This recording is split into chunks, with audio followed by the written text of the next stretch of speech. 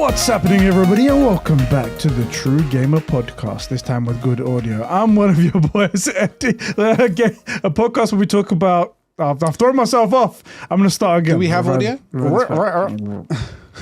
What's happening, everybody, and welcome back to the True Gamer Podcast, a podcast hosted by two gamers for you, the True Gamers. I'm one of your hosts, Eddie, along with my bro, the inverted gamer himself, Sheps. Bro, how you doing today? Yeah, I'm good. I'll be double good if you remember to cut out the first take. I mean, what are the odds of that?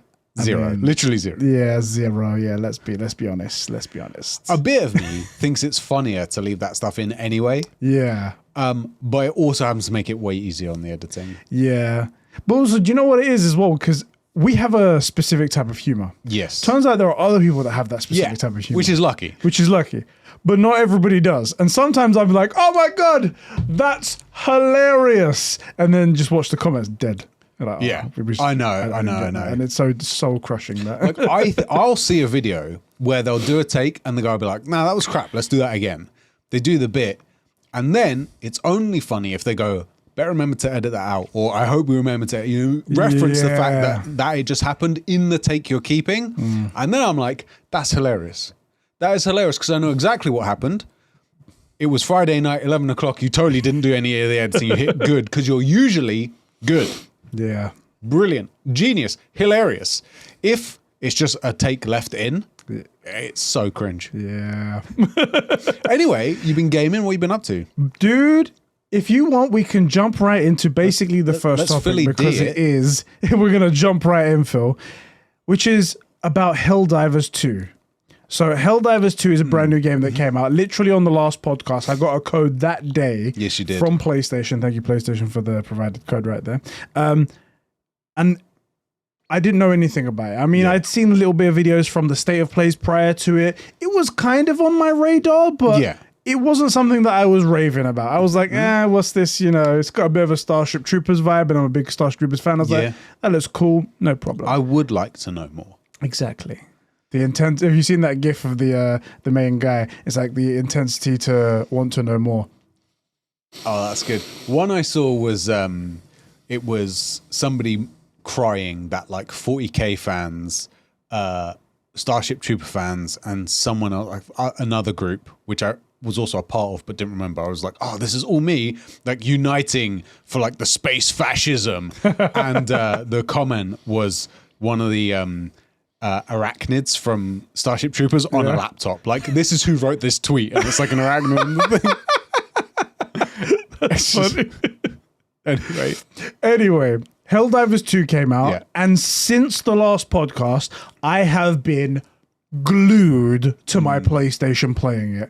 It is incredible. Literally, like, my flavor, 9.5 out of 10, right up there. Okay. It's that good. That's actually a lot higher than I thought you were going to give it. It's really, really cool. So for those of you guys that don't know what Helldivers 2 is, it's essentially a PvE co-op game. You can play it by yourself. Sort of like a horde mode thing. Exactly. You can play it by yourself, but eventually you'll get to a point where it's far too hard to play by yourself. You need multiple people to play in this. And you're a guy, it's third person over the shoulder shooting. There is a mode where you can click a button and you can go into first person when you're aiming down the gun and stuff like that. But third person for the most part. And essentially you go down onto planets, and as a player base, as all of the Helldiver community, you're all attacking these various planets. Klendathu, Trying to Zegama Beach. Trying to liberate Buenos Aires. I'm so sorry. I love that fucking movie. It's so good. I had to watch it again just because of this game. But anyway, you attack these planets trying to liberate it and infuse it with freedom and democracy. Do they have oil? They have something, and I'll tell you about that in a second. Anyway, and you have these like meters on each of the planet where it says like 66.00745% liberated, and everyone attacks it. And as everyone attacks, it gets slowly more blue. Right. And you're fighting on behalf of Super Earth, which is like a futuristic Earth colony that's gone out to the stars and stuff like that. And it's so freaking fantastic. You land on bug planets. You're dropping air support on them. You're dropping. You've got like guns with like flamethrowers. You've got rockets. I can only get so erect. It's so good. And what makes it even better is how they lean into that over the top corniness, the over the top like freedom. When you throw a grenade, it's like have a taste of liberty. I heard that. I was like, what is that from? Cool, it's from Helldivers. It's Got it. just the best. And on top of all of that, there's even more funny, like hilarious physics in the game. Okay. So like, you can throw these what they call stratagems, where they have like orbital strikes from your ship above, right? Sometimes, so they have to land on a specific surface. They can land on the ground. They can't land on certain walls and things like that. Okay. If you've thrown it at that wall, it then has to bounce off of it. So it can bounce towards you. It can bounce further than you want it to. Sometimes it can hook onto one of the enemy. And then the enemy like charges you or something like that. And then there's the moment where it's like, it was nice knowing you, lads. We're going. Damn. Yeah, high risk, high reward. Exactly. Oh, look, the consequences of my own. And you like lay down a cluster bomb of like airstrike down. It's hilarious. And there's ragdoll physics and stuff like that. And the one-liners, they're all fantastic. And so far, the community have all been fantastic. Everyone in the game, a random person joins and you have like a mic on and whatnot, and you're all just like, oh, isn't this great? And everyone's in on the joke where they're like, are we ready to unleash some democracy on this planet? Rico's off next. That's what I say all the time. I get in, I'm like, so is anyone a Starship Troopers fan in here by any chance? And some people are like, yeah, I am. Some people are like, no, my dad watched it. And I was like, you need to watch it. It's great. Go watch it. Anyway, it's fantastic. I was going to ask, so the enemies, are the enemies all like arachnid bug types? Or are they like other people? What's the... Let me give you the lore of the world. So there's not much story in the sense of like, you have cutscenes and things like that after every match or whatever. But there is an overall lore, and it's carried over from the first game to this one as well. And that lore is integral to kind of know like what happens in the future. So for example, there's an area that we took before that got taken back by one of the enemies. And then you have to go defend those planets and whatnot. And knowing the lore sort of helps with that. So I wrote it down here so I can explain it again. So in the past, Super Earth, which is like the advanced version of Earth we have now. The best Earth. Exactly. Was in a 4-way galactic war against the Terminids, which are the bugs. Cool. The Illuminate, which are another type of enemy, and the cyborgs. Now, the Illuminate were only in the first one. Okay. And technically so were the cyborgs only in the first one. Cool. Right? In this battle, the Illuminates lost against us. Yeah, you get fricked. I mean, we're Super Earth. We unleashed freedom on them. Yeah. So, and using our freedom and democracy, we commandeered their faster than light travel technology. Nice. And using that, we went out and then liberated other planets in the local area. It makes a lot of sense why the 40k fans are such a... I really enjoy this. Now that I've caught up on a lot of 4K lore, I know exactly what you mean. Yeah, it makes a lot of sense. This makes a lot of sense. I'm just saying, go humans, you know? We patriotically and democratically seized all these planets for our things. The same way the British Empire liberated other people's antiquities. Exactly like that. Exactly. Saviors of history is what they are, And one of the reasons why we're fighting the bugs so on as much as we can is because this faster than light travel, the substance required to fuel the drives that we've got is a substance called E710, which luckily is a substance found on decaying bug bodies. That's good to know. Also, I'm really glad it wasn't called like unobtainium. Right. So because of that, we had like controlled farming of these bugs, right? Right. Okay. And now in Helldivers 2, somehow these colonies that we had where like there were prisons set up for these termidids, with the bugs, they all escaped. And they escaped to the neighboring planets as well. And they've all like started to thrive and grow and make their own like hives and stuff like that again. So our job is to go and kill those bugs. Exactly, to get it all under control again, to liberate and spread freedom and democracy and to independence. Or manage democracy. Let's not go too far. With you.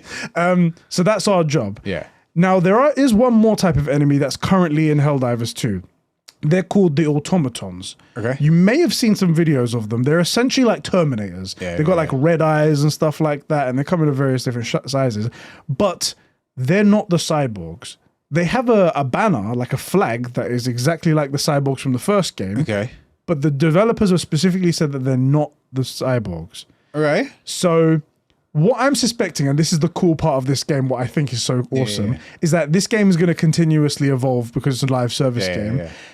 As the automatons have, which I said before, have tried to take back some of the territory that we had before, I think what's going to happen is that even further in the future, another enemy is going to come out, like the cyborgs that come out. Maybe even the cyborgs orchestrated the prison break of the bugs or something like that to sort of make it like an attack on multiple fronts. This could be really interesting. It seems so cool, and there are multiple things from the first game that people are suspecting are going to come back, like tanks and huge mechs and stuff like that, which aren't in the game right now. But it's been absolutely amazing. The only thing that's been going a bit haywire right now is that the guys at Arrowhead, the guys that made the game, they didn't expect such a huge reception for this game. Right. Okay, no, so this is one thing you and I have said for like, how long have we known each other? Like 15, 20 years? It's been a long time. Long time. Have always said, for something like Call of Duty, give it a week to settle down. Yeah. If you were expecting like your previous game to have like maybe 100,000 total people interested in the game, 10% on at any one time, it's totally reasonable that you would struggle with this actually for months. Because I saw one person say something and I immediately was like, you're an idiot. You don't know what you're talking about. This person said, well, like Amazon has all these servers, AWS, right? You can just put it on servers. That's how it is. That's not free. And Amazon they just don't give have servers away. And it's not like that's immediately they just have more money. That's not how it works. They put the game on a USB stick and then they go over there and then more money. You just turn the money machine on and you make more money. So it's perfectly reasonable that a game like this is also happening with Power World, which actually is one of the reasons I haven't played it yet, but I've been consuming a ton of Power World content. I'm just loving watching it. I need to buy it and play it, but like don't have the time. But it's got me like feeling Pokemon-y and stuff. I like the jacket, by the way. And also this is a bit I mean, it's How to Train Dragon, but it's exactly cross with thing, So like they're also struggling with this because they were a 25-man team on a £6 million budget that expected a few thousand players. And well, they've done better than that. Yeah, I think the highest peak was 2 million for concurrent. Concurrent. That was their peak for Power World. Well, things is a bit lower, but it doesn't matter. It's insane. That's the thing. It is insane, and how it's been steadily going. Like it hasn't stopped. It's climbing, isn't it? That's exactly. They initially set their thing at 150,000 players, like maximum. And they had back end code. They said that was like adhered to that number on one over there, and they set a server cap and they went like that, and immediately blow through it. And then they upped it to like 350,000, then blew through that, and then they went up to 500,000 and blew through that. Now they've got up to 750,000, and they're like, okay, let's hope this holds for a little bit so we can work something out so we can just get like more furiously things. patching up, like, you know, in Zombies, you just like quickly before the next round everybody patching up. That's all it is. They're trying to shovel the water out of the Titanic, basically, right? Like this is a fair enough, right? This is not Call of Duty or Bungie with Destiny or World of Warcraft, not you know, misjudging something, right? This is a level of interest that is Elden Ring levels of like, or Baldur's Gate 3. It's unexpected. Except that is specifically dependent on servers where those games were not. Right? Like that's more than reasonable, I think. I'm gonna have a look at the server number. Side. I want to have a look at the server things. So on Steam, because that's the only number that we can actually glean from. The highest peak concurrent is 457,000 concurrent players. And that's just on Steam. Jesus Christ. And this is a PlayStation. Oh my God. Yeah, this is a PlayStation and That's Steam so game. many people. Especially if you were just expecting like 90,000. You were like, all right. If you're expecting 90,000 as your peak, and you actually just happen to hit 500,000 concurrent players like standard, insanity. Because this thing these things don't scale linearly. Yeah, that's not how this works. And there's a whole bunch of issues that they didn't know they were going to encounter because like. Because you're only expecting 90,000 people maximum, and that's at launch or something like that, they didn't expect to put in a countermeasure for people who would log into the game and then AFK so they can save a server spot. Yes, I'm aware of this. Which is a problem that people are doing now because there's limited server spaces. They've recently done a patch, so if you're AFK 15 minutes, it will kick you out of it. But they never thought to put that in because we're never going to be that popular anyway. Yep. So that is that plus probably 10 other things they didn't think about. That is the sort of thing you have to think about if you're a game of like World of Warcraft. Yeah. This is pretty common that people would do this, or they would, one of the ways they would get around the AFK time, I did this a bunch, if you were like... Get a mouse wiggle or something like that. You could set your character to follow. And there were a feature they built into the game is fooling so like them. In Orgrimmar, which is one of the major cities, there was a pen of wolves, and you could just set it to follow one of the wolves and it would just run around the thing, and you would just run around there, not be AFK, and then you could like go to school or whatever you were doing, and you'd still have your slot, because at prime time on certain things, on like raid nights, you could, and if you're on one of the big servers, you could be like queued out and not get in. Shit. Which is definitely a thing I would never do. That's just not green or... It's against terms of service, surely, as well. Yeah, I would never do that. And that's terrible. That's terrible. Anyway. But yeah, if you're a game like Helldivers, you'd never bother. Why would you do that? Exactly. Also, your game's like niche. No one's going to be that interested in it. They'll save a server slot. Plus, there'll always be room. Yeah, that's great. That's brilliant. It's amazing. I'm really happy for their success. Also, the CEO of Arrowhead Games, it seems to be such a nice guy. Like they were he's always responding on Twitter, talking to everyone, being as transparent as possible. Somebody asked about microtransactions because the store's super limited right now. I guess because they weren't planning on having such a big thing.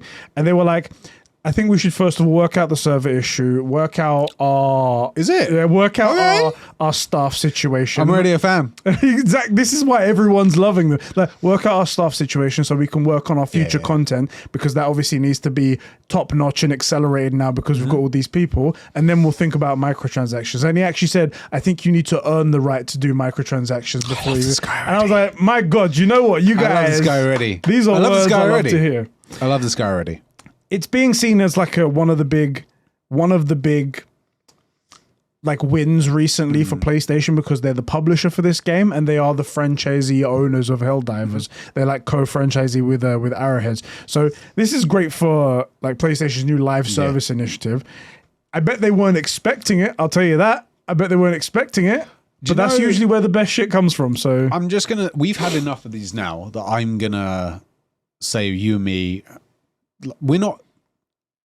There is evidence to show that we are not the smartest guys out there. I mean, it's a bit. Well, we have a good model, which is make good games and people will throw their money at you. Yeah. And then in the last few years, Elden Ring did it, Hogwarts Legacy did it, Baldur's Gate 3 did it, Helldivers 2 did it, Power World did it. Just make good stuff. That's all you need to do. And people will throw money at you. And they'll even go, hey, you know this thing that we unanimously hate as a group? Would you put it into your game, please, so that we can get some extra stuff? And then the guy says, actually, let's just make sure the game works. Similar thing like that. Elden Ring, the next DLC got announced and whatnot. And it's I would say fairly expensive. £40, right? Yeah. And there's a collector's edition that's like, I don't know, they're doing a collector's edition for the DLC. They are. That's interesting to me, given how good the first game was. I hated it, but... Now, no one has said anything about the price. Yeah. $40 for a DLC is more than half of the full price of a game. No one said a peep. It's never been about the cost. It's always been about the quality of the thing. The value. Exactly. That's the only thing people care about. And we assume this is going to be fantastic because of how great Elden Ring was. There you go. If someone told you, I'm going to send you back to 2018, and you know everything you know about God of War, but I'm changing the price to £120, would you buy God of War? If I knew everything about God of War, hell yeah. Yeah. Hell yeah. It's about value. That game is worth the money. Yeah. You're telling me, like, it's, in my opinion, the best game ever made? Yeah, agreed. I'm going to miss out on the best game ever made? No, that's not happening. Yeah. What about The Last of Us 2? Oh, yeah. Of course you would. I'll buy that. I hated Elden Ring, but the people that loved it, they look at this and go, wait, I get more Elden Ring? Yeah. for like half the price of a game, but it's more, and it's Elden Ring. Yeah. Like, yeah, that isn't the problem. The price isn't the problem. Also, games are. And then with God of War Ragnarok Valhalla, that came out that was free, and everyone was like, "No, you guys should have charged money for this." Yeah.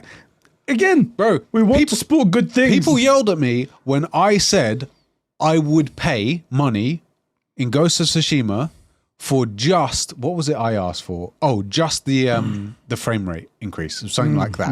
And then they came up with Icky Island. Yeah. And I was like, I would have paid for just the whatever it was they put in. Now 60 FPS I think was what I was asking for. Just that. And they got a whole DLC island and extra stuff and extra boss fights and the monkey, was it monkeys or cats, whatever the extra animals they added were, like, and people were yelling at me for being like, it should be free. Like, that's why, unfortunately, all you guys keep talking about Valhalla money as well. I still haven't done that. It's pretty good. Yeah. It's pretty good. But anyway, Yes. Helldivers 2 is actually freaking amazing. You really need to try it out as well, because I do. If it's not for the, like, you want to get fully into it, just so you can experience that nostalgia of the Starship Troopers-ness of it, and the amount of times you are like, you destroy a bug and it explodes like massive way, and you get when you complete an objective, it's got the music. Oh my God, I didn't even talk about the music. So they've nailed the badassery feeling of it. So okay. When you're going to start the match, right, you get into these things called hell pods. Yep. There's 4 of them in the ship and everyone jumps in. You select what weapons and equipment you're going to use. Yep. And then you drop. It ejects you from the bottom of the ship, right? Like launches you out. You look like a bullet. You're an ODST. Exactly. And there's like flames coming out of it. This is very 40k, by the way, yeah. The music is proper, like, it goes, da-da, silence, da-na-na-na, da-na, and it's so patriotic. You're like, yeah, hoo-ha! You're like, Subat! Yes, Subat. You feel so like, oh, we're gonna do it, guys. We're gonna do it. We land on the ground, smash into the floor, pop out with your gun. You're like, ready to kill some bugs, baby. You can imagine you on the inside of it, vibrating like a mother trucker, going, yeah, let's go. Here goes Roughnecks. Right, go Roughnecks. Hoo-ha! It's so fucking cool. It's so cool. I really need to check it out. Please do. Please do. And as I said, they lean into the corniness of it. They have like the PA announcer guy on a woman on your ship. And like announcements, an announcement test, liberty, democracy, freedom, all the stuff like that. Like test complete. I'm like, this is so funny. I love it. That's great. Also, I mean, I've seen people who I know have like a genuinely deep appreciation for like 40k lore. Yeah. And they're like, Helldivers 2 is incredible. It's like got just the right vibes of like this. And I think the 3 groups was Halo, 40k, and Starship Troopers. And they were like, yeah, it's just got all the right vibes. And I'm like, you're the sort of guy that would complain if anything was like put a foot wrong. So like this game must be genuinely, it must just great. Like insert itself straight into your fandom, you know? Yeah. Slot straight in, yeah. There was a comment, however, from Phil Spencer. Oh, yeah. He was very upset. Did he say when everybody plays, everybody wins? He said why it isn't 1,000 times. Yeah. So he was very upset actually about Helldivers 2. And he said, oh, people will buy good games. There's no world in which if we make good games, people will celebrate. Making good games is pointless. Why would you even bring that up? Sorry. It just winds me up, innit? He's just so two-faced. He said, kudos to the team shipping on PC and PlayStation, talking about Arrowhead games. I'm not exactly sure who it helps in the industry by not being on Xbox, but I get it. And I'm like, well, they want people to pay for their game. Yeah, that's mate. also a thing, isn't it? Like, cock. And I was like, I would see. Hold on a second. So who does it help in the industry when you drastically overpay for a publisher? And then 3 months later, lay off 1,900 people.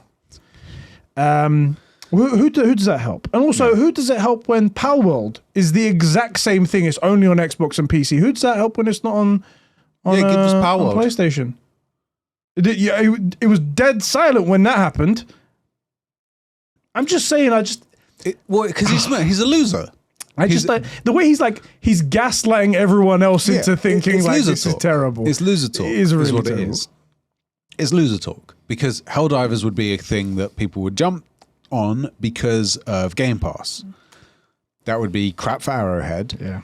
And for the record, although I don't like Phil Spencer, I'm not saying he's a loser. That's loser talk because he's on the loser team and he's acting like they're not the losers. And rather than saying, hey, you know, maybe I should get in shape, which is what, like, if you're a skinny teenager or a fat teenager, like the same conclusion, maybe I should get in shape. Instead, they go, people shouldn't bully me. That's the thing, No. Like, come on, man.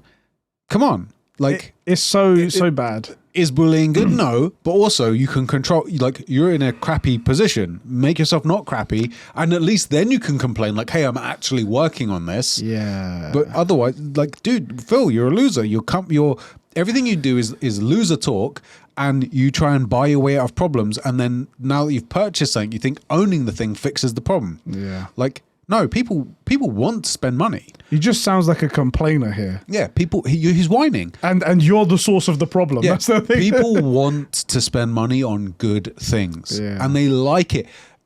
Proof in the pudding. People went to Arrowhead and went, hey, look, I want to buy more stuff from you. Yeah. The amount of people I see in the game with the deluxe edition, there's a special like a super citizen tag that you get that's in yellow and stuff like that. And I'm like, I'm rocking it because I'm like proud to be a super citizen. Buddy. You know, I'm fully indoctrinated into the regime. Memorize the speech from Rico in school, like a citizen has served. You know, I need to say it. Should. There's actually a whole there's a sub community of people on like TikTok and they ask other Helldiver players questions as if they're part of the Super Earth like government, asking questions like, hello, citizen. On a scale of 1 to 10, how much do you love the government? And they're like 3.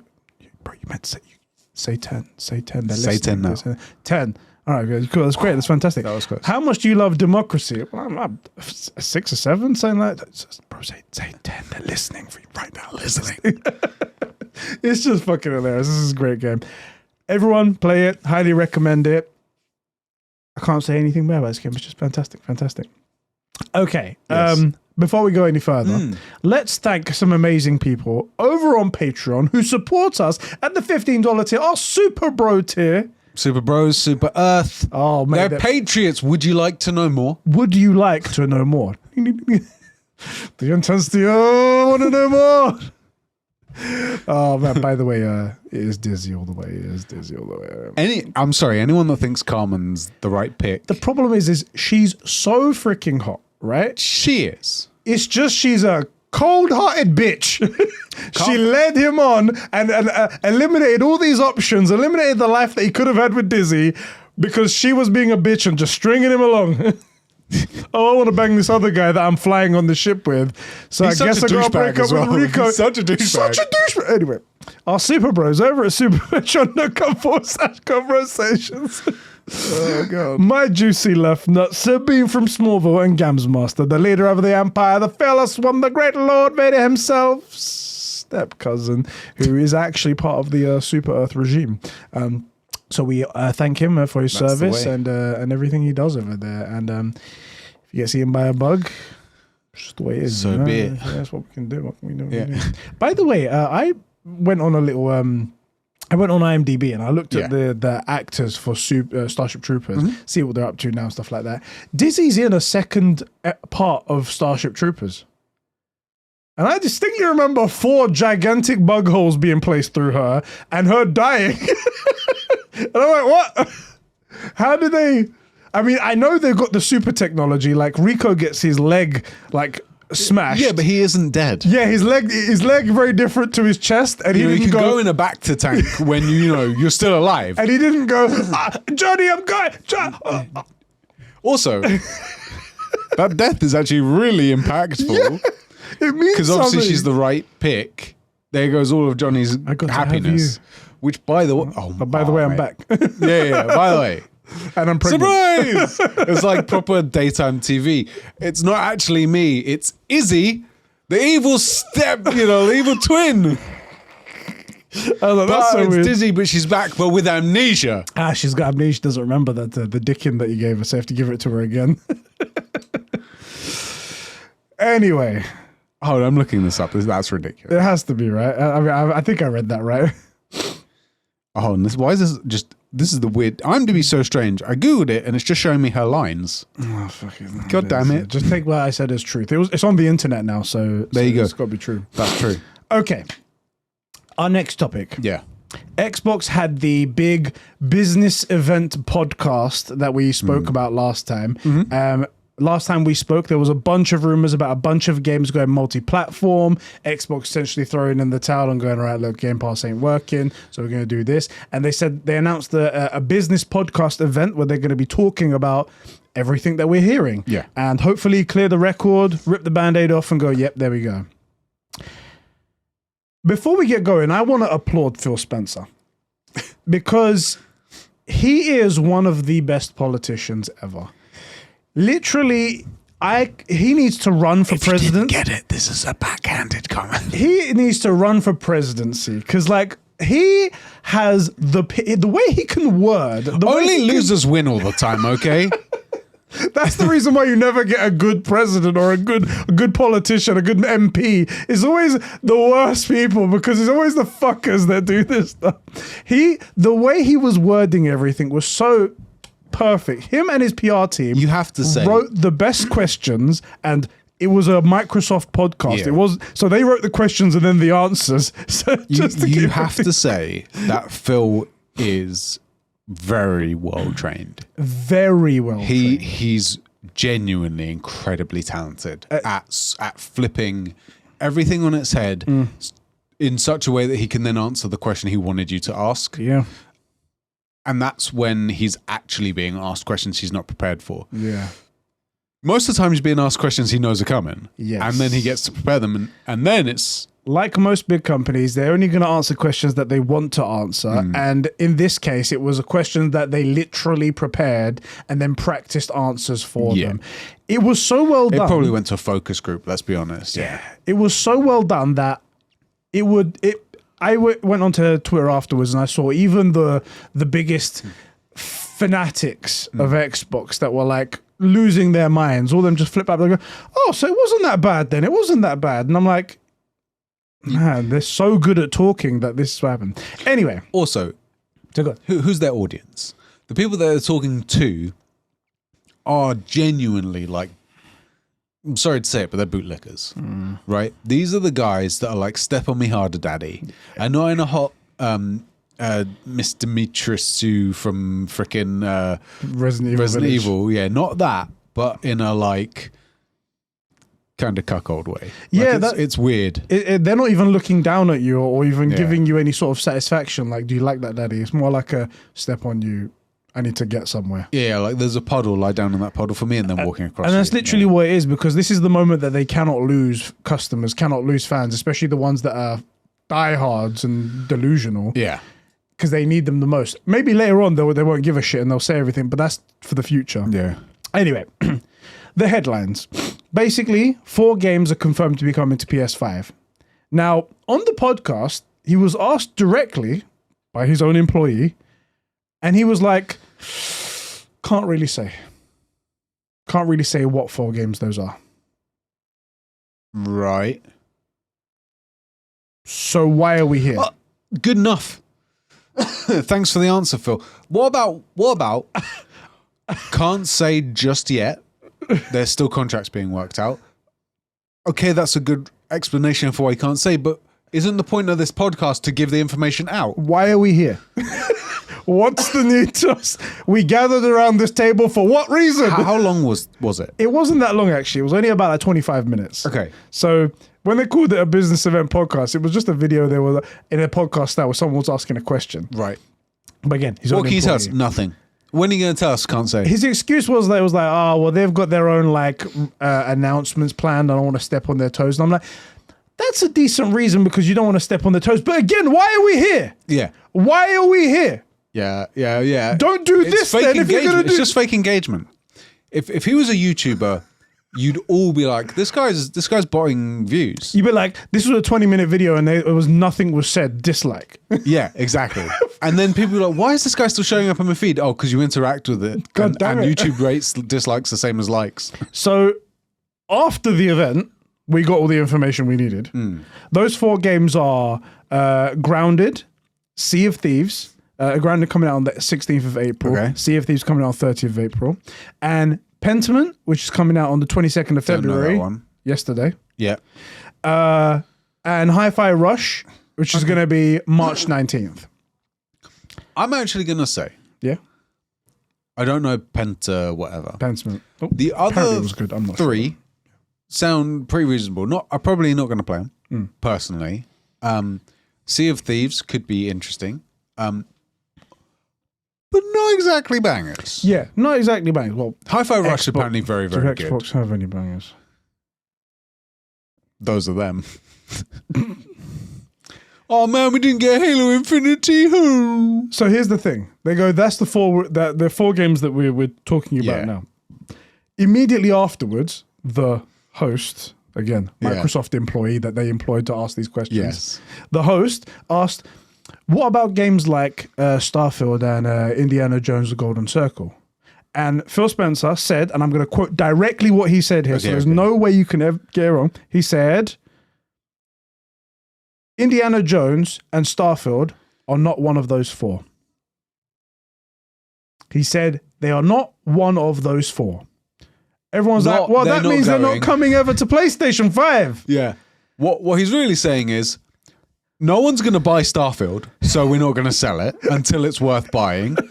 And we'll see how good Indiana Jones is, and then we'll see if we can sell it. I think it was saying something else. I think it was saying 4 are coming out soon. We've already decided which those 4 are. Oh, more are coming down the line because the only people that purchase games are on a different platform. It's like, these are definitely coming. Why would we release these 4 and not release the other ones? It doesn't make no sense. In fact, those other ones have more appeal than these 4 that we're about to say right here. So those, we could actually make sales, which is the whole point of us bringing it to the other platform. But those 4 are not. One of those isn't Starfield and Indiana Jones. However, in the future, don't worry about it. We'll think about it. The funny thing is, so stupid. The funny thing is, regardless, they're not going to learn any lessons here. No, they're not. No matter what happens, whether they make loads of money from PlayStation users or none, they will not take the key lesson here, which is that if they make loads of money, people will buy games. You can make money from video games if they're good. Hi-Fi Rush, we know for a fact, was good. It's not a console seller, but it was good. Grounded actually looked really interesting. What was the other one that I had heard of? Sea of Thieves. Sea of Thieves. That could be really engaging. So you can actually make money from customers. Crazy idea.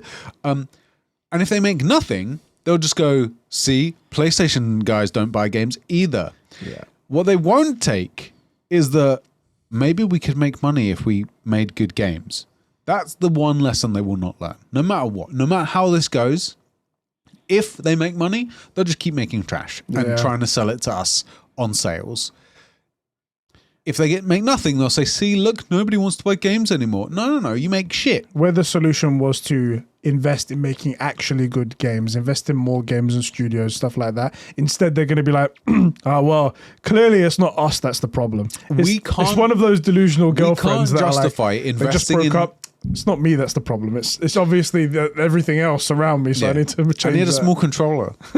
Like we can't justify investing in these games when so few people buy them. That's what they'll say. Forget the fact that we spent $70 billion on Activision Blizzard. Don't look at that and then fire 2,000 people. Don't worry about that. Look over here. Yeah. Don't look behind the curtain. Yeah. Look over here.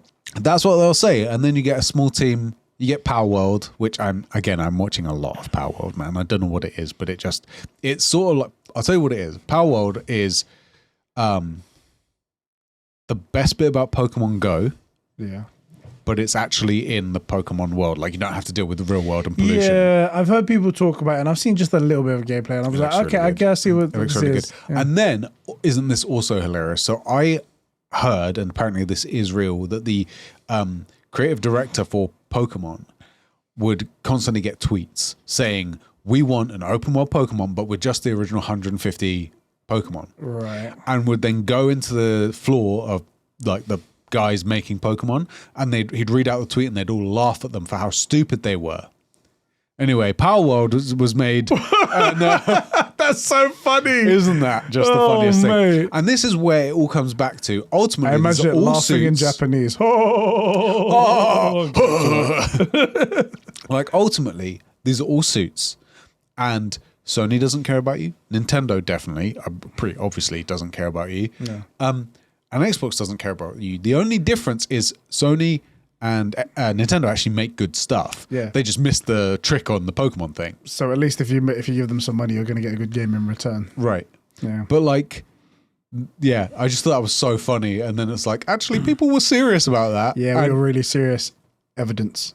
Here, look. I'm honestly surprised. Quick tangent onto Power World and whatnot before we go back to all this business event. What is it then about Power World that Nintendo can't just sue the shit out of them then? Because Nintendo seem to be the ones that want to sue anybody for anything, even if it comes close. Bruv, you know they'll shut you down for making like Smash Bros tournaments and stuff. They just don't support that shit. Fucking, you see what I'm saying? That's what I mean. So how is it the Power World's still surviving today? Hold on. I can tell you. I think it's... Because anyone with eyes can be like, yeah, that's a Pokemon ripoff. Okay. Yeah, you've added guns. Yeah, I get it. Yeah, you added guns. It's not the same. Hold on. I can... 1 second. Have you actually read something about this? No. I'm going to show you if I can find it. The basic idea is that their monster capture games aren't new. Okay. All right. And Pokemon wasn't even close to the first one. Okay. I want to say the first one was Monster Hunter something. Okay, so they're getting through it that way. Well, it's just, you do, like, it's not, like, for example, why do Mortal Kombat and Tekken and what's the Capcom one? Why do I forget that? Street Fighter. Yeah. How come they all exist? Because the mechanics are identical. Pretty much. Yeah. Right? It's that sort of thing. I was going to show you, but the basic idea of... I guess it's not the first one. It's just the one that I know the most. Like most people know the most. That is literally it. It's the most famous. So people assume it's like, okay, that's it then. Come on, man. There is an image somewhere on the internet, but like Pokemon's just the best, right? The most well-known one, but that idea isn't unique, right? Nor is capturing the things in a sphere. Okay. Right? Like those mechanics are like sort of universal, right? So, okay. Also, put it this way, I obviously am not coming up with a very good explanation of it. Nintendo is arguably the most litigious company in the world. Yeah. And Japan doesn't have fair use. They don't have fair use laws.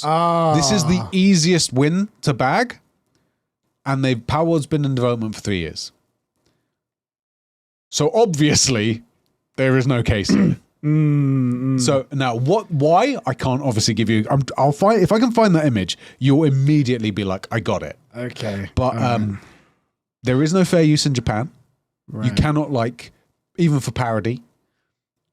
And they're the most litigious company in the world. So if they haven't done it already, they can easily beat Power World's legal team if they even have one. Well, they don't have one. So even there's 20 people. There's 20 people. Their cousin might be a lawyer. Yeah.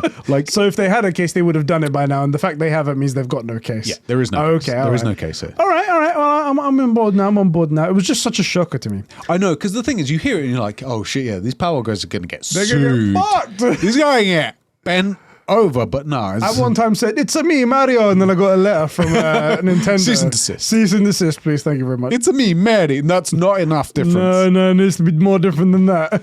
It's not me, Mary. There you go. Okay. Back to the Xbox podcast thing. Phil Spencer also made a little remark as well after he mentioned about these exclusive games going, and people were asking about exclusive games going forward. What the hell's going to happen? It's funny because he contradicts himself. He's like, well, we've not changed anything in our fundamentals and our exclusivities and how we're going to operate as a company. But when everybody plays, we all win. And he actually said that again. No, he didn't. Oh God, tool. He said that. He also remarks that exclusive games going forward are going to be less and less of a thing in the games industry, he said. Clearly, what he means by that, he means Xbox, because other companies aren't doing what he's doing, what they're doing over Xbox, and they're getting on just fine. It's only a necessity to a company that's failing in other games, in other services. 10 years prior to Pokemon, Dragon Quest came out. I just want you to, I sent you a text with it. Okay. Hopefully you can get that full size. I want you to, these people put the most obvious ones up there. Oh Jesus, yeah. Look how close these things They are. just look like Pokemon. They are just, but that came out 10 years before Pokemon did. So my point is just that, I mean, these are like basically carbon copies, Yeah, they basically are. right? Like the point is, That's a obvious. Zubat. That is a Zubat. That is a Zubat. It's a Zubat. Don't even try and tell me it's not. Like that's a Cloyster. Like there's Dragonite right there, coughing. You got Ghastly. Like, like That's a Gyarados. yeah. It's So like, Aerodactyl. the point is, obviously, that the monster capture thing. That is the argument. Okay. If you remember, could you put that on screen so people can see what we were I talking will about? try my best. There's no way you're going to see it. I would just Google image search Dragon Quest versus Pokemon, and you will see. I mean, I'm looking You're at more a likely to see Caterpie if and a you do that. Caterpie, and those are two Caterpies as far as I can see, right? Like that's a Golbat, that's a Golbat. No, it's an artistic rendition of Caterpie. It seems like. Yeah, like it, yeah. So you'll see that's the best visual because my explanation is shit. All right, let me read it to the last bit that I said right Yeah, there. sorry. So Phil Spencer makes a remark in the podcast saying that going forward, exclusive games are going to be less and less of a thing in the games industry. He says going forward. Mm-hmm.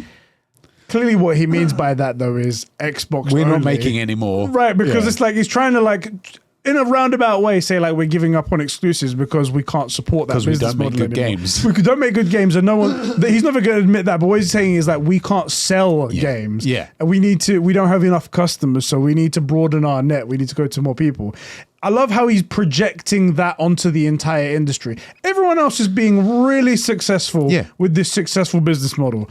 We're not being successful, so the industry is changing, Business model guys. doesn't work. People Guys, don't buy exclusives anymore. Money isn't money anymore, right? Money isn't money anymore, so we're changing money. We're changing- People won't buy exclusives anymore, so we're moving away from that. That model. It's keeping us back. it's so funny. It's so funny. Ridiculous, isn't it? Anyway, and another thing that they mentioned at the Xbox business event podcast, it said that Activision Blizzard games are going to be starting to come to Game Pass in March, but only one game was mentioned, which is really strange. Which game? Diablo 4. Okay. Hardly the game you think of when you think Activision Blizzard game. No. Yeah, it's good, very successful in its niche. Yeah. But it's not like I don't know. Let's say Call of Duty. You know, Weird one that. it's weird that you bring that up because I wouldn't have thought of that myself as the first thing when I think Activision. No. Yeah, you would have thought Call of Duty would have been the big announcement, but anyway, they mentioned that. During the podcast, Sarah Bond was there as well, along with Matt Booty and Phil Spencer. Yeah. Sarah Bond said that she was the one that announced Diablo 4. She's like, Diablo 4 is coming to Game Pass. And in the same sentence, she says, so now that 34 million Game Pass members can all enjoy the fantastic experience of Diablo 4. Except they can't, because 34 million Is nowhere near. 34 million is the number that encompasses Game Pass Core. Yeah. So do you remember a little while ago they announced that they were renaming Xbox Live Gold? Yes, of course I do. Xbox Live Gold. Yeah. And they were Xbox Game Pass Core, which was going to be bundled into the numbers now, so it really So obscures the anyone number that of has subscribers. Xbox Gold, meaning they use the internet with their Xbox. Yeah. Yeah. They now have Xbox Game Pass Core. Core. However, Core doesn't get you the day one games. doesn't. It only gets you a selection of 25 games from the entire Xbox Also, library, that's which doesn't still- include this one. And that's also still only half the number they need to break even. Exactly. Which doesn't include the loss they led up until that point. Yeah. To be break even to move forward. It's only compounded over the time. No, yeah, it's only got worse. So, on top of that being a complete lie, Yeah. which they then confirmed afterwards, like, oh yeah, by the way, that's actually incorrect. Yeah. That's actually not what that's supposed But to that's be. the small print correction. No one's paying attention to that. 34 million Exactly. Xbox, your Game Pass users. Somebody worked out the number of Game Pass users based on that number there. So Oh, brilliant. because we have the last official number that we got, which was January 2020, it was 25 million subscribers. That was Xbox Game Pass subscribers. Now we've got this 34 million. We know how many Xbox Live members were prior to that little update they did, which was not too long ago. Yeah. If you subtract that number, they've lost 2 million subscribers over since January 2022. So they've got 23 million subscribers. Do you know why? It's because every month and Starfield came out. They made dialogue. Wow. That actually makes it so much worse. So much I was worse. going to make a joke about how every month somebody who got a year of Game Pass for $1, they lose that, because it's staggered from when they come out on their like monthly releases. Yeah. So that's why they're losing people. But they lost it when Starfield came out. That is horrendous. And that game was supposed to be, before it came out, it looked like a console pusher. That looked like a damn. Actually, like there might be some heat coming from here. I bought it. I was when I say I bought it, I didn't buy the game. I bought into the hype. Yeah, I saw the trailers and I saw Todd Howard talk you're about bad with money, but you're not that bad with money. yeah, I mean, I was gonna buy. I'd have to do an intervention. Did you see what was happening online? No. So I bought Elden Ring. I bought the collector's edition. Yes. I played about 2 hours of it. That's how much I've played the whole game, and I went away. But we know for a fact you will like it. I will. You will like it. You're a demon. Just got very busy. Bloodborne, Demon Souls type guy. Yeah. You will play Elden Ring. You will freaking love that game. I just haven't played it. But I bought the collector's edition. Then the collector's edition got announced for the DLC, and I was like, should I buy the collector's edition as well for that and not play it as well? George and all the other Souls guys that get up to me, they're like, what the fuck is wrong with you? What is wrong with you? You have a problem. I do have a problem. Anyway, 23 million subscribers, down 2 million from January 22. This is the reason why they're having to go third party. And if you guys think that there's only going to be these 4 games and not Indiana Jones, not Starfield, not Blade and stuff like that, you're unfortunately trying to delude yourself. There's no two ways about it. And again, going back to the old pat on the back, people will pay good money for good games. Yeah. And then if you make the game good enough, they'll ask you for more. Or if you release a £40 DLC, they won't cry. They'll just, they'll buy it. Oh, it comes with a collector's edition? That's a good sign that you think it's really good. Yeah. I bet that collector's edition sold out. Mate, it looks pretty gorgeous as well. I'm looking at I'm going to go to this. What is it called? Elden Ring? Shadow of the Erd Tree? Yeah, Shadow of the Erd Tree. Collector's, Look at that bad boy. Let's have a look. It's like a monster with like a red scarf going all around it. It's like really gorgeous looking. See, load up. Oh, there's one on eBay for 700. Oh, that looks nice. Jesus. Yeah, there's one on eBay for £700. Yeah. Actually, that does look pretty sexy.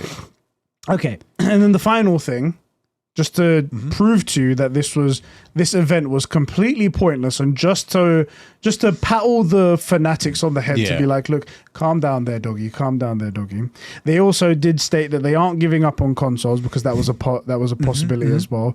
I mean, they were shutting down the physical games department, so are they also going to shut down console manufacturing? They go, they're hard at work at making the next Xbox, which will be which will be the biggest leap in hardware in any console generation. I bet they would have said that about the Xbox One as well. Yeah. I mean, they did mess up there. If that's the direct quote, because the PS4 to the PS5 is very clearly actually the biggest leap. Yeah. Because it did everything. Well, they're trying to pitch it as this is the problem, because then they were like, oh yeah, Game Pass is completely sustainable, and it's like, yeah, sustainable for a $3 trillion company. Right. That's what you're trying to say. Yeah. Not sustainable as a business model. It's all about what in the context of what they think. For example, if I had a Coke habit, not sustainable, right? If Taylor Swift has a Coke habit, just be honest. Taylor Swift's Coke habit, that's sustainable. You know. All they have to do is, like, I don't know, add a neat way that they use cloud with the system, and they're like, well, this is the biggest hardware. This is so unique. This is so like a biggest hardware leap ever in all of our consoles. And I was like, yeah, okay, that we don't care about that though. We want raw power. That's what we want. Anyway. Yeah, I'm with you. That's all that. That's the biggest news that happened over the last week. If you're interested in those games, good. Go out and play them. I hear Hi-Fi Rush is great. I've heard great things, yeah.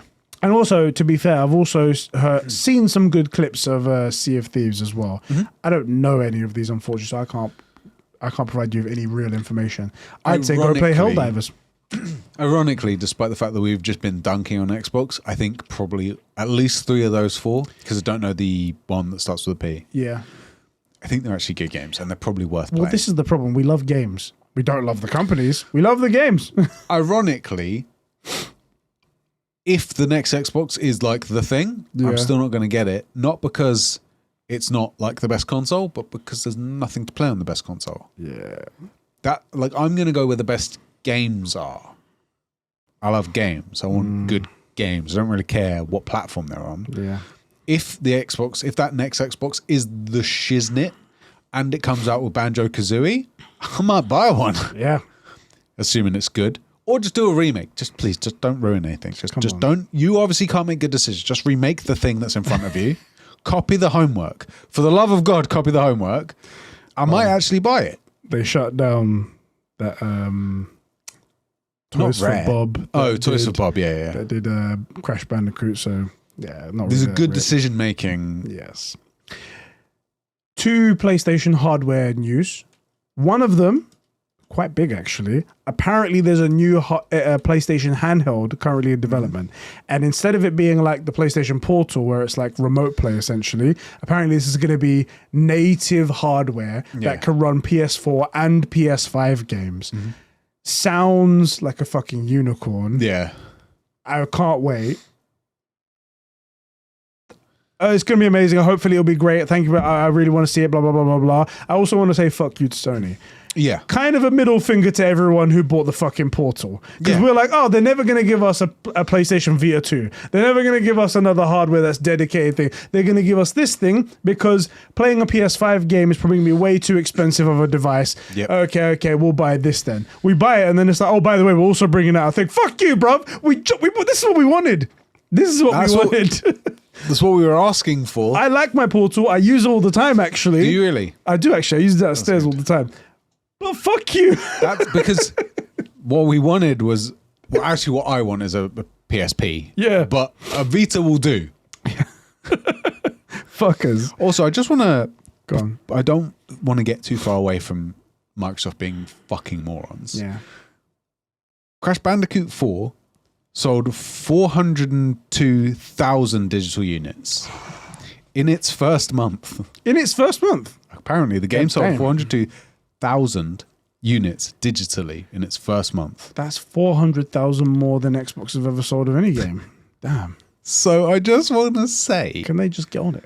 Like, with these business geniuses, is there any wonder that you don't have good games on Xbox? It really sucks. Yeah. They just like to pay for all of this stuff and then just walk away. More hardware news from PlayStation. PlayStation freely announced, they announced about a couple of VR games coming out, but they freely announced that we're also pleased to share that we are currently testing the ability for PlayStation VR 2 players to access additional games on PC. So it's the first time it's going to have PC compatibility. It's still something that's going to be coming later in 2024, but it's something they're working with at the moment. As a PSVR 2 owner, I have to say the support seems very lacking. There's been 1 or 2 like good games in there, a couple of hidden gems. Yeah. And pretty much silence. Very much the ginger stepchild of the family, in it. Which is really shitty because that thing is packed with really good technology. Yeah. And I'm glad it's coming to PC because then a lot more people can use it for much cooler things. Yeah. It needed to happen. I'm glad PlayStation decided to do this. I think it's that 1 year mark it's been out. Yeah. But I mean, hopefully we start to see the comments, the YouTube videos, the articles about like, you know, I'm a big VR gamer and I use my PSVR 2 on the PC for all of my thing. Right. And then maybe some guy in a suit will go, oh, wait, people actually use this thing that we innovated on and made arguably one of the best bang for buck products on the market for, maybe we should look into that. It was really dumb that they didn't. I mean, I think it was the plan all along to bring it to PC in the first place. Of course. Didn't see the whole reason why they made it one cable. I mean, was one because it's like a lot cleaner and a lot better than that whole box was in the old one. Also the biggest VR audience on PC. Why wouldn't you do that? Yeah. Exactly, and especially when you're such a niche product as well, you want to try and spread the net as far as possible. I just hope, I want PlayStation to actually input into the games as well that come for it. Because right now, they made that Horizon game, Horizon Call of the Mountain, which was good. And then they made the Firewall game, which is like a shooter FPS game. That's cool. And then PlayStation were just like, all right, third parties, go at it. It's like, bruv, it's your hardware. Yeah. It's your hardware. You need to do more than just 2 games. Really, really disappointed in PlayStation with that. And it's not like a cheap thing. So it's 600 quid or whatever it was paid for that. So you need to get on that. Really, you need to get on that. Also, but I mean, look, companies don't always do the right thing. What color is your PlayStation like when you're playing? See what I mean? Why do you have to say such a... See what I mean? That PS5 ain't cheap. Do you want to know And I'm going to sue them for false marketing. How do you sue a company for false marketing? How do you sue? Do you want to hear something really dumb? So in one of the more recent updates, they changed the ability. They changed multiple abilities on the beep of the PlayStation 5. Yeah. You can turn it down, so it's like got a different like so that your missus doesn't come and yell at you. It's like a lower tone beep, so it's like something that's not so disturbing. Or you can turn it off completely. So they've got these functions that they can just stick in there. And that thing turns blue anyway. Yeah, it does. And they're like, no, we're just going to keep it at this stupid white that we've never advertised it as. Yeah. I know. Fucking PlayStation. Pain. I also want to mention one more thing. It's something that I actually missed out. So Tom Warren, he's one of these, he's an editor at The Verge. He specializes on Microsoft, everything Microsoft. Yeah. And Xbox and stuff like that. Little bit biased sometimes. Crazy. Yeah, he's quite annoying actually, but anyway. He usually puts out all the stuff when it comes to anything Xbox related. He puts it out there. And he said he felt like he had to make this tweet. He goes, "I've updated our article on the future of Xbox consoles to note that Microsoft removes references to more consoles and controller options for you this holiday." So maybe they were planning to do more releases for something coming up and they decided to remove all of that.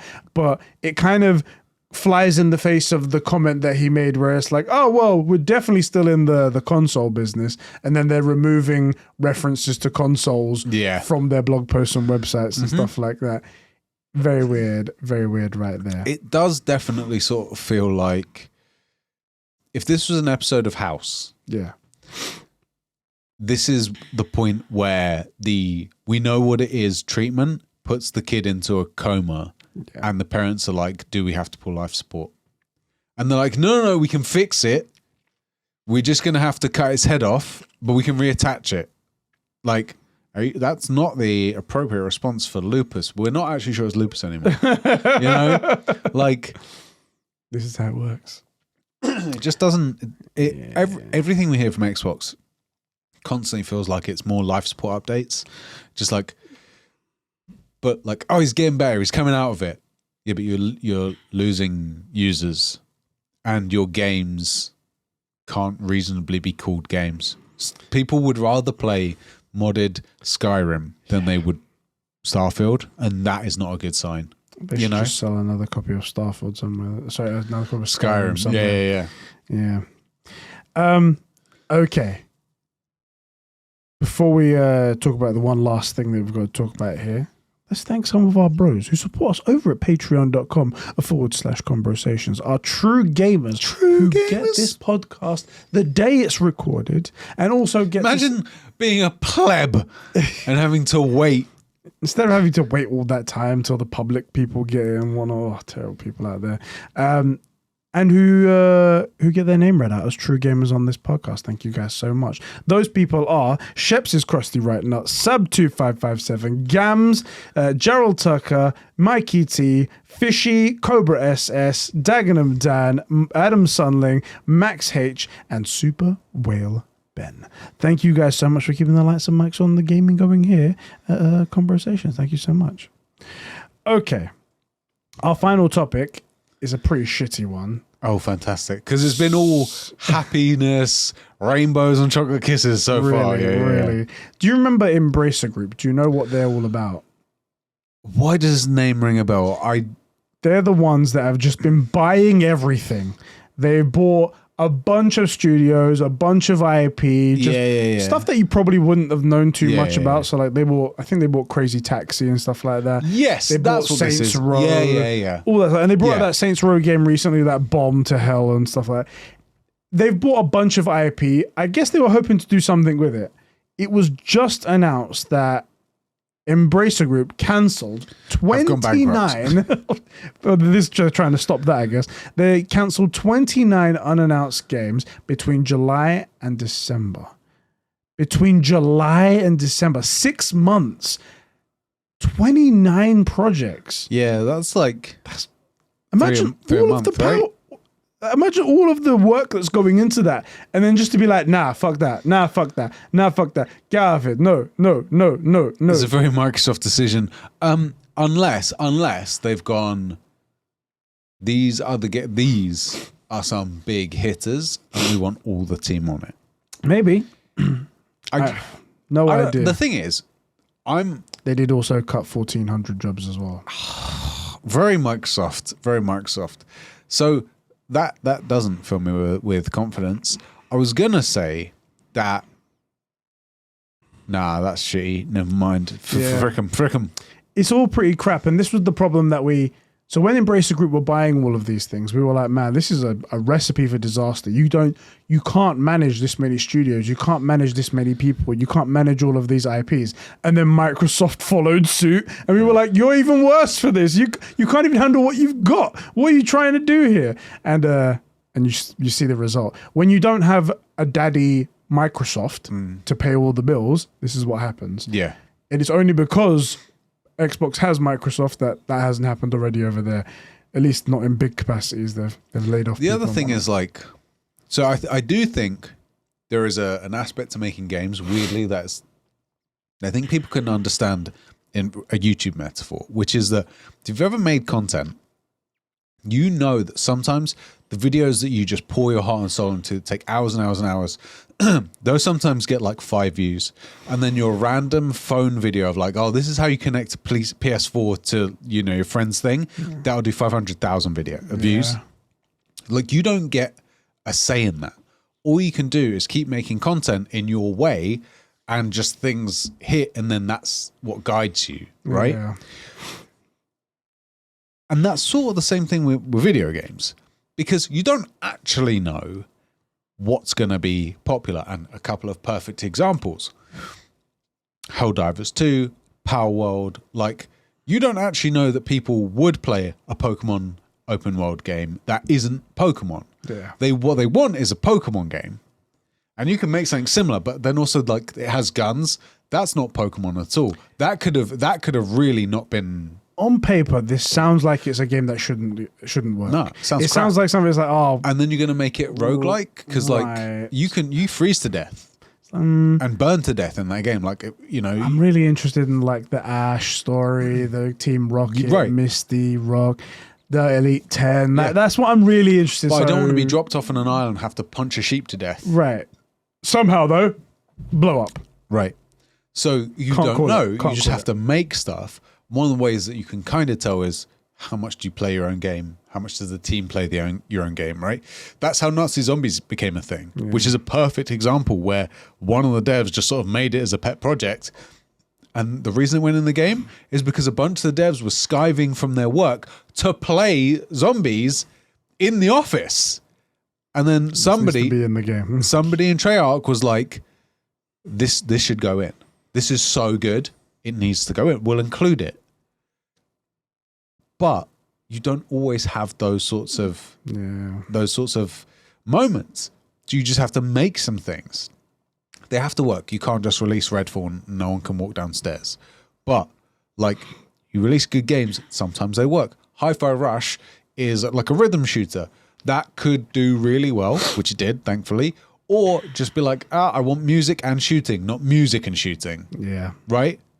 Could have easily just not banged. Helldivers, like, that could have been very hit or miss. That could have just been space Nazis shooting stuff. Like it could have been Killzone. Killzone, you and I think it's good, but it just didn't bang. This is, in a weird way, very similar to that in conceptually, like what the universe is like, but you're more on the Hellgast side. You don't know. I do hope, by the way, that they do a couple of PlayStation IPs crossover with Helldivers. That would be very cool. If they do a Hellgast skin, I'm dropping all of my wallet. This is what I'm saying. All of my wallet. That's the thing. Do a Hellgast skin, which there's no reason they couldn't do that. Right? Surely. I think I'd even buy it. They've got one that sort of kind of looks like the Mandalorian armor. Bought that straight away. Of course you did. Straight away. Of course you did. Bro, I don't play Rocket League and I bought the DeLorean. Like, I'm actually genuinely for those kind of microtransactions. Like, great, do that stuff. I'll give you money. If it's cool enough, I'll give you money. And if your game's good enough, I'll give you money. And if your game's good enough and you do something cool, I'll give you even more money. I'm all about that. Yeah. Just be ethical about it. Yeah. And what happens when you do it right? People throw money at you. Yeah. When you do it right and you don't charge for a DLC, people say, look, Sony Santa Monica, what are you doing? We would buy this. You should have charged for this. Because we're coming to the end of this, I'll say that I do hope that Helldivers managed to hang on to this success. Yeah, me too. Because the CEO was saying, he said something good, but who knows how it actually pans out in real life. He was like, some people were like, you need to hire so many devs so you can get on those content plans and get going. And This he was is what like, killed CDPR. there was like, the only issue with that is that if you overhire, then eventually there's going to be a point where like we don't need that many people and then we have to fire them. Yeah. And I don't want to give people half a job and then they set their finances accordingly and then we have to fire them and whatnot. And I was like, it's actually really important to also think about the employee and whatnot. So, okay. But he did say overhire, so I guess he's going to appropriately hire, which is okay, I guess. But the way I would really want to see this new content because it has the potential to slap. Yeah. And if it slaps, they're going to have such success, and I'm going to have so much fun. It'll be so much great. But the thing is, he's right, is you need to know, are you a flash in the pan? Or is this consistent? Yeah. And you don't want to hire people for the flash in the pan and then you drop down to, let's say they peak at 500,000 and then they drop down to consistent 50K. That's an incredibly successful game. Yeah. But if you hired for 500K and you have 10 times less than that, some of those people are losing their jobs. So it's like that 50K is like 4 times more than what currently Suicide Squad Kill the Justice League is sitting at on Steam. Damn. That game, as I said, I liked the story. I had an issue with the rest of the story being broken up into 13 parts coming out over the next 4 years. That's not the right way to do it. That's stupid. But it turns out that no one else is checking out that game. Yeah. And the game that's been waiting 7 years in development from Rocksteady, the great Rocksteady, is well, it turns out if you don't done. if you put 1/13 of your story into a game, people don't vibe with it and they can tell that stuff's missing. So shit. So now they have these potentially really great ideas that are never going to get seen. Superman's not going to be in this game because they didn't include. This is the thing. I wonder what's going to happen because clearly from now on, they're not going to get any more funding. Like that's what, I mean, obviously. WB, they just did an announcement actually of their recent quarter and everything was like below margin. Their stock price plummeted because of it. Yeah. Who knows whether or not the next DCU is going to happen at this rate. But they were like, yeah, it fell short of our expectations. They said it's going to be broken up over the next 4 years. Are we even going to get to year 1? No. And maybe year 1. But like, this is the thing. It fell short of your expectations because the expectations were predatory. That's why. Yeah. That's why. You should have over-delivered and said, hey, look, we have 3, maybe 4 more installments for this game. We're spacing them out over the course of the next 2 to maybe 4 years. There'll be regular updates and this, right? That would have been probably successful. Probably. But instead of 13, then we can like charge more and we can add loads more microtransactions. We can time it so that people be more refreshed. But that's just not know how it that works. was the pitch. You 100% was. Microtransactions. Anyway, Helldivers 2, fantastic. Go play it. Yeah. I want you to try it as well. I think I you'll need really to. like it. Yeah. However, just when do you find the time? That is a big issue. Although I am carving out a lot of time. So it's gotten. This is how good Helldivers has got, Yeah. and how you know it's going to be quite successful, at least for the short term. It's because it's penetrated into social media. Yeah. There are female TikTokers, like spouses of gamers, Yeah. who are making content about it. That's Yeah, when yeah. you know you've really made a success. Because like when your girlfriend or wife knows about it, that's what there was a If woman your who came girlfriend on. quotes Star Wars, that proves that Star Wars like has made its way out of the cinema. Yeah. Right. But my girlfriend can quote Star Wars, and she doesn't quote what's a movie that came out recently? I don't even Avatar. know. That's why I'm still so shocked about Avatar. Why? And like, no, what? I don't give a fuck I don't know about how Avatar. either of those movies hit $1 billion. Exactly. The content that I saw is one woman. She's like, ladies and spouses of people who are like Helldivers and whatnot. I think I've seen this. I've got you guys covered, but there's certain words that you need to know to get to your think I've man seen to this. let him know what he's like. It's like we're fighting for democracy. That's a big one right there. Tell him No- you're doing your part. Exactly. Tell me you're doing your part, and I'll do mine. That's cool. Only good bug is a dead bug. That's Yeah, a I really think big I've one. seen You this. got. I think I've seen this. That's such a funny that quote. Yeah. Is so well known in Starship Troopers. Yeah.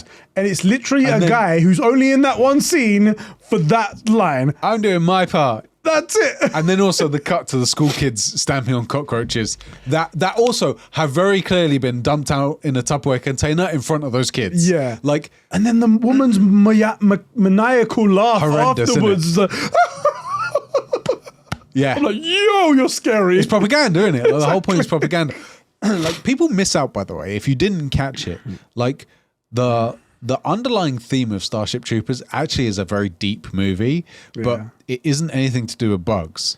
Are you aware of this? Like, Go ahead. The thing about Starship Troopers is it's a warning about fascism. Oh, yeah. Yeah, and about how attractive fascism can be Yeah. if presented correctly. Yeah. Because you want to be Enrico's Roughnecks. Yeah. They're cannon fodder. But they are cannon That's fodder. what they are. They are getting sent to be slaughtered. All of them are. When you're at the Zim's training facility, you're like, all these guys are just meant to die. They literally are. And then who is really the big hero propaganda wise? It isn't Rico. It's I forget Neil Patrick Harris. Neil Patrick Harris's character, Yeah. but it's him. And how is he dressed? If that was in, I don't know, to the 1940s somewhere. Do you know what I mean? He's a blonde-haired, blue-eyed guy, right? Black and red, very nice, very nice. They go well together. And he looks good. Like, say one thing for those dudes, but they had style, you know? Hugo Boss. Just saying. But like the movie is really about how, as long as it's presented correctly and you have an enemy to unite around and a force, an objective pressing enough that you don't look around, you're very easily led into stuff. It looks like the right decision. I mean, We all just do it. We all just do it Yeah. because that's what we're all told that we're going to do. Yeah, We all yeah. fight in unison against this thing, regardless of whatever thing's thrown at us. We don't disobey. We just do it. yeah, absolutely. Scary to think in it, like no independent thinking whatsoever. Like no one says maybe we shouldn't be doing this, Right. or pursues peace. I'm not saying obviously the bugs are the bad guys, right? Like there's no peace talks, but like no one ever brings these up. No one ever says, hey, maybe warfare and losing millions of people isn't the right way to do it. Maybe what happens if we just glass these planets from orbit? Because we could do that. And they tie everything to this like military service and whatnot. Like you want to be a have citizen. kids. Yeah, exactly. Well, some of the women in the movie and whatnot, I want to have kids. Yeah. So I've got that. I want to be a That's teacher. why I I want served. to do this. I want to be a lawyer, but I can't pay for college. So I'm going to go and serve and do this. And everything is just tied to this like social, like we must do this sort of thing so we can get this benefit. Just so blind. It's fascinating. It's really interesting. And you're like, yeah, humanity would be like that. Yeah, humanity is like that in some I regards. was going to say, definitely not in the real world. No. Anyway, we need to deliver some democracy to the Middle East. Yes, let's do that. Let's do that. Or even more subtle ways as well. But anyway, the game's fantastic. Yeah. Go play it. It's fucking cool. I'm actually looking forward to playing that. Yeah. If I ever get a chance. Yeah. All right, guys. Thank you so much for joining us for this episode of the True Gamer Podcast. Let us know in the comment section if you have any comments on what we said, if you agree, if you disagree, if you have any further thoughts, feel free to drop those there. Follow us on all the relevant social medias in the description below. And if you want to see our Conbrosations podcast, which we're going to record as well after this, it's more of a funny, jokey podcast, and we say all kinds of... That's right, because this podcast has been so serious. We've been dead serious here. So. The economy. Inflation. I was going to say something, but I don't know how to say this word. Compound interest. It's just very, very important. Very important. Investments. Investment videos. ISAs, yes. Pension plan. Old people things. yes, we're all whispering. Yes. Why are we whispering? I don't know why we're whispering. You started whispering, so I started whispering. Let's just end the podcast right here. On this. Thank you guys so much for joining us. Gaming. Catch you in the next one. Keywords. It looks like you're about to sneeze. Watch the whisper sneeze. Reinforcements inbound. Would you like to know more? Would you like to know more? Desire to know more. That's literally the only thing missing from that game. If they had that, I guess it would be like too that far. Probably is, yeah. Like, too far? I feel like if the game's that good, because it almost certainly has pushed DVD sales, I feel like I'd be like, yeah, we could sue you for that, but it's freaking hilarious. Yeah. Also, they made 4 Starship Trooper movies. As far as I'm more aware. than that. I've seen a few. The first one is the one that we're fans of. Let's just say that. You know?